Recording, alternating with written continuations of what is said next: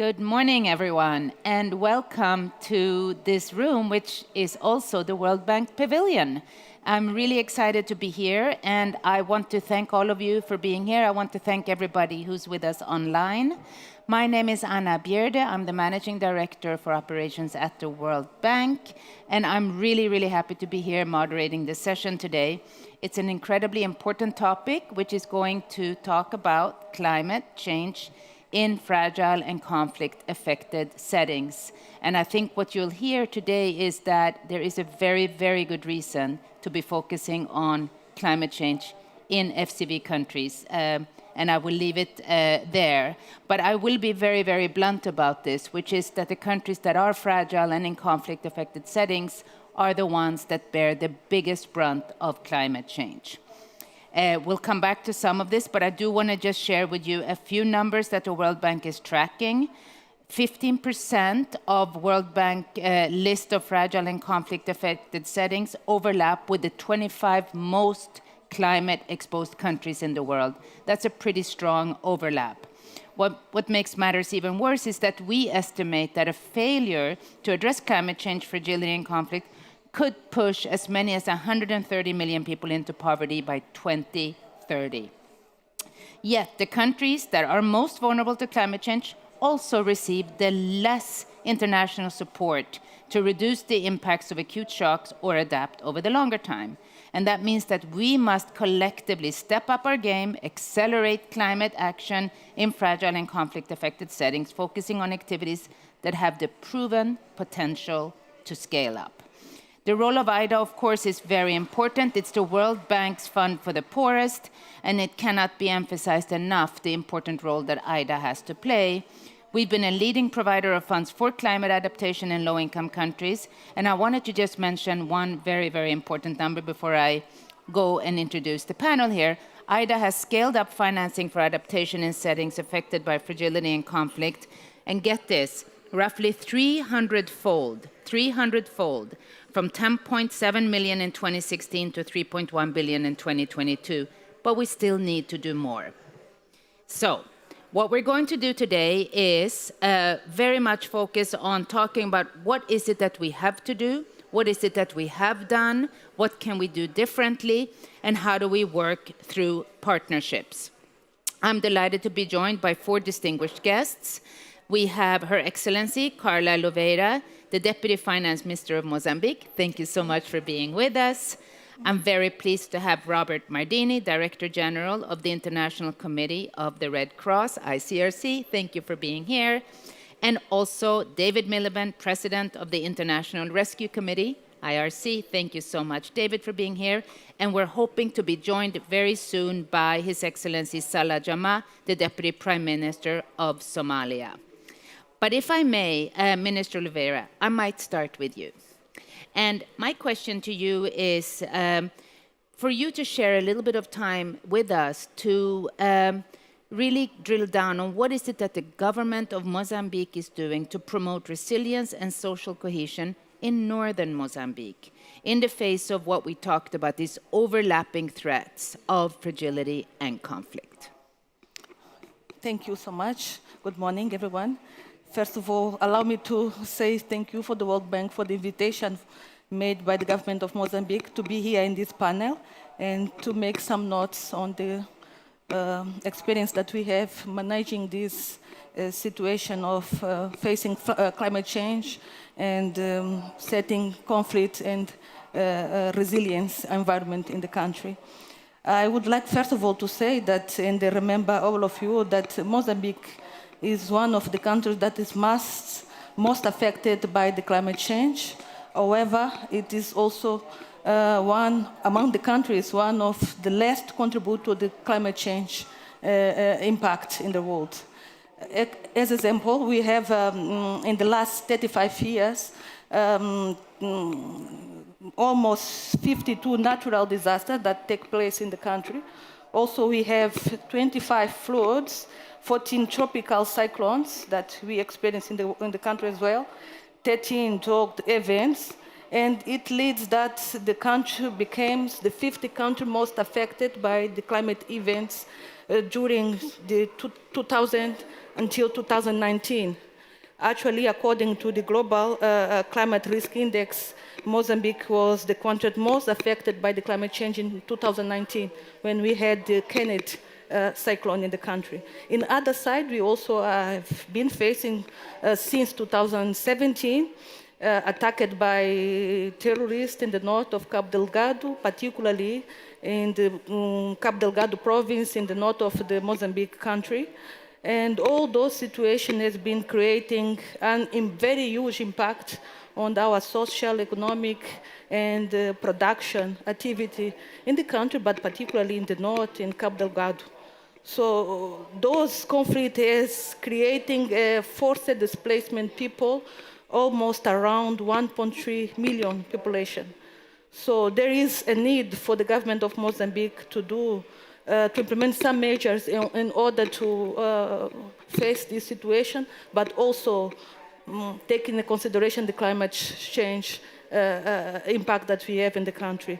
It's why all our actions have been taking place in two different directions. One is on the improvement of design and improvement of a strategic plan for reconstruction of the north side of the Cabo Delgado, the north side of the country, particularly in Cabo Delgado, but also improve the coordination mechanism. So in terms of design, the strategic plan, we have designed two main plans, one specific for Cabo Delgado that we call PRCD, that is a reconstruction plan for Cabo Delgado. It is a short to medium term plan, but we also have a medium and long-term plan for the entire north side of the country that we call integrated program to development and resilience of the north side of Mozambique. Shortly, we call it PREDIN. So based on these two programs, we divide the two of them in three main pillars that was in order to address not only the conflict issues, but also the climate change situation. And one of them is the humanitarian pillar. It's the pillar that we address humanitarian and peace-building community creation environment in the Cabo Delgado, in the north side. But we also have a second pillar on the infrastructure as well. It's where we are putting all actions in order to reconstruct the social, economic, and particularly public administration building.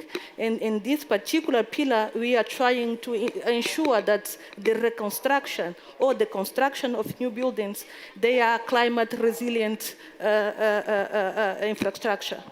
And we also have the last pillar of this two program and plan that is related to the economic and financial activity, where we create a very specific activity to address to the population in order to create returning populations to their origin place of living, but also in the host areas, because many of the people moved from some specific districts from Cabo Delgado affected for the ones that was not totally affected, but also to the other parts of the north side of Mozambique. So our action plan is not only to address the results in the district affected by the terrorism in Cabo Delgado, but also in the host communities as well. So these three main pillars was the ones that we was addressing. And then last is on the coordination structure mechanism that we implement in order to have a very good communication within the government side on the central, provincial, and local level, but also our communication with our partners in a horizontal level. All these central, provincial, and local level, we have a communication with our partners, and we mean by partners the World Bank, but also other development cooperation partners as well as UNDP. So they are the main actions that we have been putting in place. Thank you so very much, Minister. Two quick reflections. One is something I myself have talked a lot about, which is that we need to be in dual speed. We need to be able to deal both with crisis, but also lay the grounds for the medium term, which I think the way you're approaching this planning with the different pillars and the coordination sets you up very nicely. And on the coordination specifically, I really appreciate you mentioning that, something that often gets forgotten, but it's the coordination across that makes the difference on implementation, which is where we, of course, want to take the plans and make sure we see the results. I'd like to welcome very much and very warmly the Deputy Prime Minister of Somalia. Thank you so much for being with us. I was going to ask my next question to you, but I'm going to let you settle in a little bit, and I'll come back to you momentarily. So I'm going to turn to you, Robert, and I would like to talk to you a little bit about perhaps a specific country where we're working very closely, which is Yemen. So the World Bank and ICRC are working together, and we're really looking to both promote resilience, but also address, of course, what Yemen has been going through for many years now, continues to be affected by conflict in specific communities. And if you could share with us, what do you see as some of the priorities that we need to focus on together to scale up the impact of our joint work, but to help the people of Yemen? Thank you very much, Anna. And Yemen is a country that is very close to my heart. When I was water engineer, I remember 2007 in the Salah province, doing water project, we were faced with the big conundrum of the water table declining by 7 meters every year. And I think this is the reality of so many countries in the Middle East, where the water scarcity was not triggering the conflict in Yemen, but was really exacerbating patterns of violence, displacement, and also feeding into the broader pattern of the conflict. So local action that is conflict sensitive can really come a long way in contributing to easing some of the tensions at local level. And I'm so happy that our partnership with the World Bank materialized in Yemen in the field of livelihoods, because today Yemen remains heavily affected by decades of conflicts, exacerbated by the new layer of conflict that started in 2015. But people have went deeper in poverty, and the fact that we are now working together on this project of vaccinating 20 million livestock in 4 years is a significant contribution. Livestock for people in Somalia amount to their bank account. There are their security, their food security, and their financial security. And I think this is a testimony to how when we join forces with an IFI like the World Bank, we can make a difference that goes way beyond what a humanitarian organization can do. We are doing a lot in terms of now strengthening the resilience of communities affected by conflict and climate. I was talking with the minister in Mozambique. In Cabo Delgado, we rehabilitated a main water treatment plant because it was affected by the conflict, and there was massive displacement, increasing the demand on water infrastructure for communities receiving the repeated shocks of floods and storms. But we did a master plan to guide other actors to complete and to complement this work, because it's not for us to do it. So in Yemen, back to Yemen, all the work in terracing, water harvesting in a water-scarce country is also something that will contribute to reinforcing the resilience of communities and make them better equipped to absorb those repeated shocks and more frequent shocks and more intense shocks of climate in a country where peace is still very elusive, unfortunately. Thank you so much. And again, I think you have an underlying challenge, which is water security, water scarcity, which has been, of course, a perennial issue in Yemen. Add to that the high level of conflict, of displacement, of people being affected, poverty on the rise, and how we can work together. I very much like this humanitarian development, as we call Nexus. It's quite blurry, but it's focused on the same thing, which is to help people both in the short crisis moment, but also to build better lives. Thank you so much. Now I would like to very much turn to you, Deputy Prime Minister Jama, and talk a little bit about Somalia. Of course, we know Somalia faces intertwined threats, and this is something we see in many countries, from food insecurity, from climate change, fragility and conflict, but also forced displacement.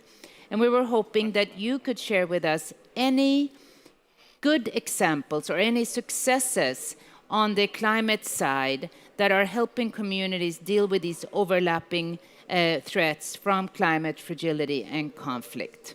Over to you. Well, thank you very much. And first of all, before I address the problem at hand, I would like to give you the most current scenario in Somalia. I think increasingly Somalia is recovering in so many different fronts. As the World Bank would know, by the end of this year, Somalia would be completing its HIPC initiative. And our debt relief agenda that took us almost a decade, $5 billion would be completed and a decision point would be reached. Secondly, Somalia has recovered politically and there is more stability with time. We have a national development plan that has at the core of it a poverty reduction strategy.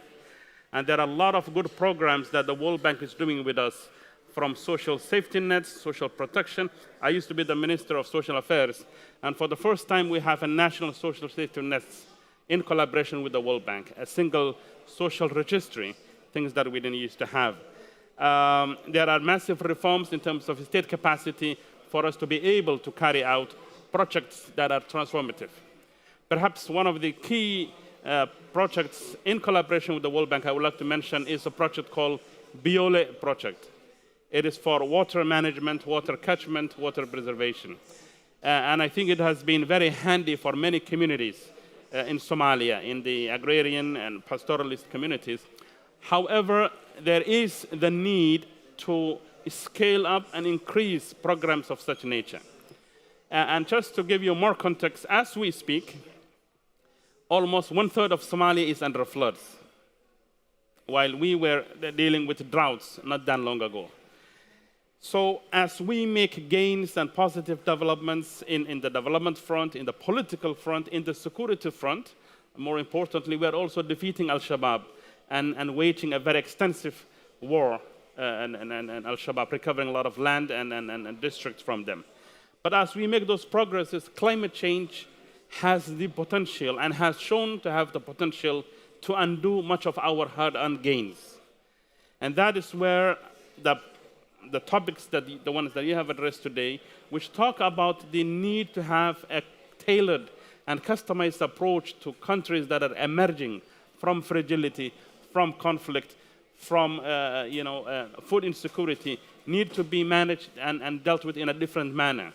To finally conclude, and I think my friend Mr. Miliband here would agree with me, there are a set of countries ranging from Somalia to those in the Sahel that are the most affected by climate change and the most vulnerable without contributing much to greenhouse house emissions, yet they receive the least in terms of climate finances. And the type of climate finances we're talking about is small-scale interventionalist humanitarian climate financing, but not a transformative infrastructural problem. The issue of Somalia is water, as others here would agree with me, water management, water preservation. And finally, about a couple of dozen bridges over the Juba River and those on the Shabelle River have been broken down. These were bridges that were in place for the last 50 years, 60 years. Some of them were built by the Italians, the previous governments. And to fix those things, it's not something that an NGO can do. And in an era of debt stress and post-HIPC recovery, such projects would need billions of dollars. So we are hopeful once we complete debt relief, we will have access to concessional loans that would invest in massive infrastructure. The answer to Somalia's climate crisis is not reactive, it's not responsive, it's not dealing with emergencies, but rather more preventive resilience programming. And that is where the research done by the ICRC and others have shown that perhaps it is better to use early warning systems, use more preventive measures, and more collaborative community and state-level engagements. Thank you very much. Thank you so much. I think, fighting on so many fronts, active conflict, climate change, but also a macroeconomic adjustment process with the HIPC process is a lot. And as you talk about the need to do prevention and resilience building is so important to make sure that the infrastructure that is built is actually resilient for the future. But you also mentioned a study that was done recently by IRC. So David, I'm going to turn to you, which is exactly that IRC recently released a report on priorities for promoting action in settings affected by fragility, conflict, and violence. And I was wondering if you could share with us some of the main recommendations coming out of this report on how countries can support climate adaptation and the financing needed in countries that are also affected by conflict. Well, thank you very much, Anna. As an organization that focuses on people whose lives are shattered by conflict and disaster, we're really honored to be on this panel with such a distinguished group of ministers, Robert and yourself. You mentioned the nexus of humanitarian development, and that word has become a kind of quicksand. From our point of view, humanitarian action is the first step towards development. Stopping things getting worse for people or helping things get better for people make humanitarian action the first step to development. And the epicenter of the climate crisis is the 16 countries that you mentioned, the most climate vulnerable countries. But those 16 countries are also the epicenter of the poverty crisis. And we're here under the slogan, ending poverty on a livable planet. These 16 countries are becoming less livable, and they represent 60% of total global humanitarian need in those 16 countries, including Somalia, Sudan, South Sudan, Mozambique, Afghanistan, Yemen, you've mentioned. So we have a double responsibility here, and our report talked about action in 4 areas, and I emphasize the word action, because we're going to be supporting today a declaration, that the first ever COP declaration on climate and conflict. But as we know from the previous 27 COPs, the words may seem hard in the negotiating room, but when they don't turn into action, there's double the problem. And the action that we recommended was in 4 areas, and we really must make sure that we have a bias to action on this. Number 1, both the ministers have spoken about the different situations in different parts of their country. We have no excuse now for not doing proper risk mapping of different parts of fragile and conflict states that face different kinds of climate and conflict interaction and crisis. We have the many different data sources. We need to bring them together fast, because without proper risk mapping, anticipatory action is impossible. Second, the innovation that's needed in fragile and conflict states at the micro level that both the ministers referred to is urgently needed. I'm afraid to say the climate movement and the humanitarian movement have not done a good job at jointly making and sharing innovation, whether it be on farmer information systems, seed strengthening in fragile states, anticipatory cash for affected communities. Thirdly, and I think this speaks to the area of scaling, we've got to get over the view that partnering with civil society is some kind of exceptional accommodation that requires a round of applause. I mean, it's great what you're doing in Yemen with the ICRC, but let's normalize the idea that partnering with civil society is the responsibility of the multilateral sector. It shouldn't be exceptional. In every country that we work in, there are dozens and dozens and dozens of sites of conflict and climate crisis where civil society has got to be part of the answer if there's going to be any answer. And so we really plead with you in following the poverty numbers to follow the people who are organized in civil society, sometimes with international NGOs, sometimes with local NGOs, because at the micro level that's key. And then the 4th recommendation, the final, and I want to emphasize, we come to this 4th, not first, because usually NGOs, the first recommendation is more money. We're saying, unless you do the risk mapping, unless you do the innovation, unless you do the partnering with civil society, you're not going to be able to spend the money. But we do need to align climate money and humanitarian money in new ways, or for the first time ever, really. We're strong supporters of the G20 panel's recommendation that IDA needs to be trebled, because it's good that IDA is going up, but it's not going to the fragile and conflict states at the moment, as you said in your introduction. And so we think there's an agenda for action in those 4 areas that can unite all the different players here, the governments, the multilateral NGOs, the multilateral development banks. And we've got to make sure that we follow the poverty, because already 50% of the world's extreme poor are in these fragile and conflict and climate-affected states. It's going to be 60%, etc. And we really are big fans of the new dynamism that you and Ajay Banga have brought to the World Bank's efforts, but all of the multilateral development banks need to be on this bus. Thank you so much, David, and thank you for producing reports that help us think through some of these issues. I must say, last time we met, you got me thinking a lot about how do we deliver together in difficult places, and I do think it's very important to keep in mind in some places the most effective delivery mechanism is in fact not the World Bank or government or other agencies. It is the CSOs who actually have reach where we don't have reach, or where there's also trust issues. So I really do appreciate it, because at the end of the day we want to make sure we arrest degradation in human capital and development gains and set the path for the future. Really appreciate it.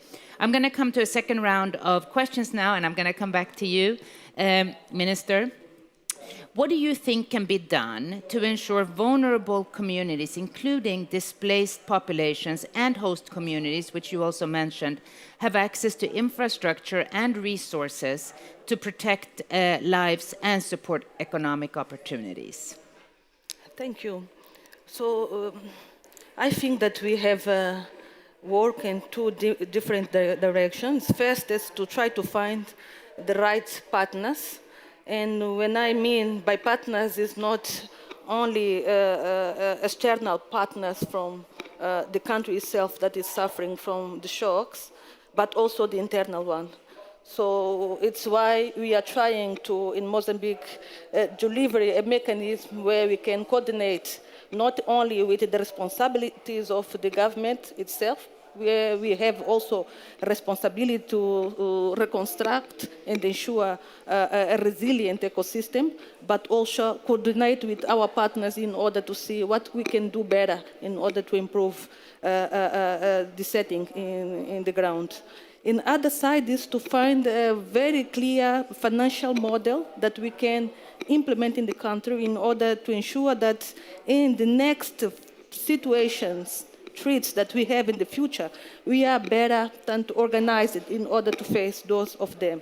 So it's why we are trying, on one side, to leveraging the resilience mechanism allocation that we have from some partners, as World Bank as well, but also the FDB program and other partners programs that are working on the resilience side. We are also creating by law disaster management fund that is implemented by a specific entity in the country that's responsible to manage the disasters in the country. So those specific funds, we have a request from the internal regulation that comes from the budget, a specific amount that we must provide annually to this budget. But also we have an open source for other partners to contribute for this specific fund, which ensure that in any additional situation of shock that we face on the climate side, we are able to minimize. Actually, we also introduce a financial protection strategy that specifically have a side of other actions in order to face the fragility and climate shocks. We have a sovereign risk management mechanism implemented. And for this particular mechanism, we are working with 2 directions for this particular moment. One is that the one that we are working with the African Union, that we call Africa Risk Capacity, in order to face the shocks on drought event particularly. But we are also working with the World Bank as well. for the shocks related to cyclones and precipitations as well. So we think that all these kind of financial mechanisms will strengthen our country in order to face the next shocks that we have. But we believe that we must continue cooperate and coordinate within the different partners, multilateral, bilateral, internal private sector as well, in order to improve the mechanisms that we are putting in place to ensure that the next situation we are better capacity in order to face. Actually, in terms of the innovation that was mentioned, and these mechanisms that we put in place also with the World Bank under the NCRP, that is the Cabo Delgado and the Northern Resilience mechanisms that we are putting in place, we also have a management information system, this electronic system where all partners, including the government, put all information inside in order to manage all actions that we are putting in place in order to face and solve the fragility situation on the climate and also the terrorist side. So there are the main issues that we believe that we can put in place in order to... Thank you so much. I think very clear that you are not treating a shock when it comes any longer. You're going to plan for it up front, and that's something we have also found, that we have to stop treating these crises as a crisis, because we now have learned that we're living in a world where crises are more and more frequent and shocks are more and more frequent, and we have to be better prepared for them. Robert, I'm going to come back to you and talk a bit about the strong connection that ICRC has with local communities, and in specifically talk about what are some of the ways we can address barriers that we see to scale up adaptation initiatives in local settings with local communities. Thank you, Anna. And I mean, the 4 action points of your report, David, really resonate in concrete terms. And I think the biggest challenge is, how to take to scale those initiatives at local level. And we published a report at ICRC, Weathering the Storm, where we took 3 countries and 3 cases: Mozambique, the Gaza Strip, that was before the conflict, and East Niger. And in those countries, we developed projects and activities to really strengthen the resilience of communities. And we followed your action points, David. I mean, there is no way you can build a sustainable response without engaging with communities. And the risk mapping, actually, the risks are flagged by the communities. And this is the masterpiece of the risk mapping. And then you have a whole range of solutions from protecting rice cultivation against floods to protecting grazing lands against wildfires in places like Niger, but also in Gaza, where you have to engage with local water authorities. Those are, yes, connected in a way or another to Hamas, but you have to work with them in order to ensure the continuity of water supply. You need to work with farmers on the frontier of the Gaza Strip to equip them to be able to farm despite heat waves and protect their crops, protect their animals. And I think if we look at all the ingredients for those solutions to be successful, they have to be tailored to the reality of the location, and the risks are flagged by the communities. They need to be conflict sensitive and try to really build on the resilience of people in order to make sure that, and their vulnerability, in order to make sure that it will equip them to absorb shocks. And third, and I think this is the main parameter to unleash the potential and to take to scale, is the partnership with local organizations, with local authorities, and also with international financial institutions, where I think the notion of risk appetite should be recalibrated. Because today, if we take the people that are most vulnerable, they live in areas that are not controlled by governments, that are controlled by armed groups. Some of them are listed by the Security Council, and this is a major obstacle. So they should be, and we didn't manage to crack that nut. I'm not saying it's easy, but this will come a long way in delivering responses at scale for those communities where governments are not able to deliver services. It's as simple as this. And we need to continue working on this and work on deeper, smarter partnerships beyond the humanitarian sector. I mean, we came here, and at ICRC, we are not fundraising for more projects. We are advocating for climate action and climate finance to reach those communities and those places of the earth, and we're here to help. Thank you so much. Mr. Deputy Prime Minister, I want to come to you with a bit of a specific question around a very big topic that many of the COPs, many of the meetings that we go to focus on, which is climate financing. Can you share with us some of your thoughts on what are some of the priorities for climate finance in Somalia, and how do you see the responsiveness, the needs for responsiveness of climate finance to support building resilience and adaptation against the shocks of climate in Somalia? All right, I think that's a very good question, and I am in full agreement with many of the important observations made by my co-panelists here, particularly the 4 priorities mentioned by Mr. David Miliband here.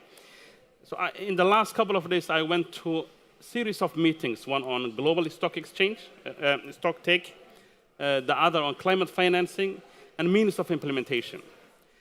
I think we are increasingly coming to forget the reason why these areas, such as climate finance, capacity building, and technology transfer, were identified as the main vehicles or tools for helping developing countries to cope with climate change.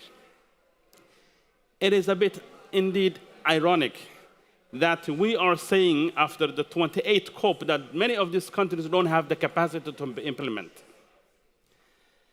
In Somalia, in the last drought, a couple of $1 billion were spent primarily through NGOs to save lives, a very noble cause at that. But after 3 months, we're dealing with excessive floods, and there are no dedicated funds through climate finances to address these fundamental structural issues that are not crises per se anymore, but certainties. Next year, unfortunately, this could certainly repeat itself in a similar way, but maybe even with a much higher scale. So that is the context with which I would like to situate my observations. Somalia has the longest coastline, over 3,300 kilometers. It has 2 rivers. It has 60 million livestock. And the poor people that you see the world trying to help are not people that were poor to begin with. This is a camel herder, a livestock herder, a farmer that was forced to become poor overnight. So for me, despite being a refugee at one point and being under the UNHCR and appreciating the role of non-governmental organizations and civil society entities, as Mr. Miliband has mentioned, I think the only missing link in the equation is the role of the state.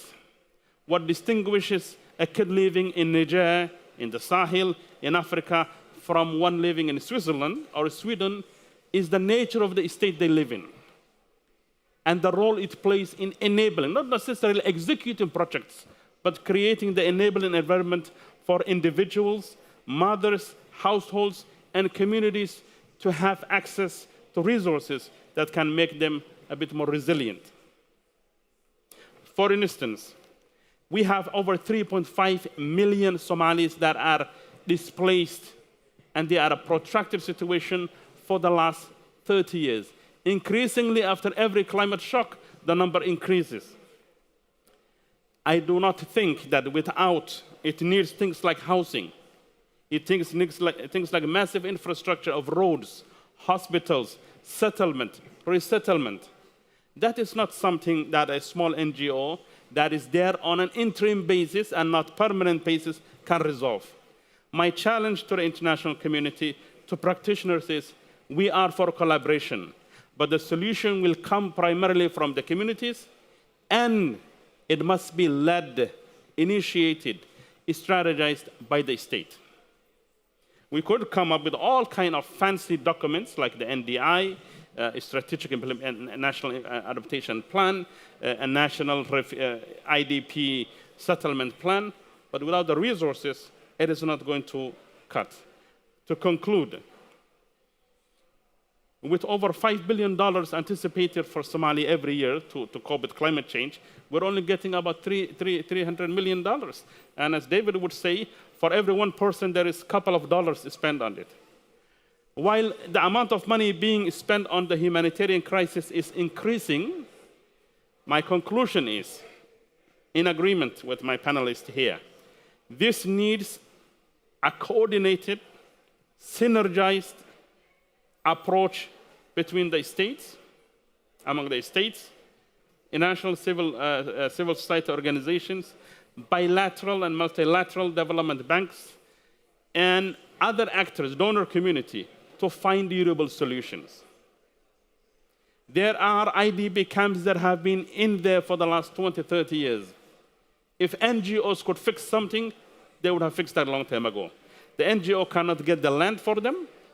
They cannot find the security for them. They can only help them survive on day-to-day basis. But long-term solutions have to come from the state. And I think that states like that of Somalia are now in a position to work with their partners in a very proactive and productive manner. Thank you. Thank you so much. David, I'm going to ask you to take the last question. And you've done a lot of thinking, I know, on delivery models. And I wanted to ask you, how do you see humanitarian and development players can work together to actually speed up our response and get more impact? Well, I think I'd like to say two things to answer that question directly. The first is to follow the minister from Somalia, the Deputy Prime Minister. We've got to build a positive-sum game between government and civil society. That's the trick. And so you rightly said, Anna, models of partnership, plural, and models of civil society engagement. And it will be different in Somalia from Niger, from Yemen. And that's a good thing, not a bad thing. And I really want to emphasize the urgency of being clear what those different models are. In some places, we are doing technical advice to the EBRD about engaging refugee communities in Jordan for a waterworks program. That's a very light touch civil society engagement. In other areas, the state has no access, the UN has no access, and so it takes civil society to reach people. So point one, let's build positive-sum games that are appropriate to local context, recognizing that, as both ministers have said, there are multi-billion-pound projects that only state structures can do, but there's also reach and outreach that only civil society can do. Point one. Point two, and this is, I suppose, the hardest thing. We've got to increase our risk appetite, because at the moment, the stalling, the slowness, the unspent money, let's be honest about this, there are pledges and there are commitments that are never spent. It's risk appetite that is getting in the way. And how do you overcome the problems of risk appetite? One, you use trusted partners. Two, and critically, you use proven, trusted models of intervention. Let's not be afraid of evidence-based interventions. We know that cash has been demonstrated through randomized control trials to be able to have big impact. We know malnutrition programs that work through randomized control trials. We've just done one in Mali. Let's use the proven programs to give confidence to the fund holders, and let's use trusted partners to give confidence to the fund holders that they need to get over their risk aversion. Because the truth is, the risk aversion is shortchanging the people who are dependent on the action. And that's why we talk about a bias to action. Not to taking undue risk, but to embracing the people who actually need us to take action. Thank you so much, David. And with that, I'm going to wrap up this panel. I want to summarize with just 3 very quick points, which build and I think very much pick up on what we heard as takeaways also from the panel. Number one, the importance of partnerships here and of being partners, and recognizing that we need to have very much the input of the local community to understand what their needs are, but then different partners can do different things. I think that was put very well by the Deputy Prime Minister of Somalia, said there are certain things only the state can do, but there are also certain things that in hard-to-reach areas only certain actors can reach. And I think that came through very clearly. So partnerships, different models for different settings, but underpinned by input from the communities who are affected and bear the brunt of the impacts. Number two, I thought the very good descriptions from the Minister of Mozambique talking about the need for very robust plans, but also starting to think before crisis happens about what needs to be in place, including the funding, which I think is very important. And that's why the World Bank is thinking now very much through crisis response and crisis response tools to be able to be much quicker to help our clients when situations get into this. And number three, I do want to just finish off on this issue that we ourselves by 2030 see that 60% of the world's extreme poor will be living in fragile and conflict-affected settings, which means that our new playbook, which you may have heard about, needs to take into account this challenge, this development challenge, and therefore come up with the tools, the instruments, the financing, and work with partners to be able to help people who need us the very most. With that, thank you so very much for being with us today. Really appreciate it, and a huge appreciation to the panel. Well done. Thank you very much. Nice to meet you.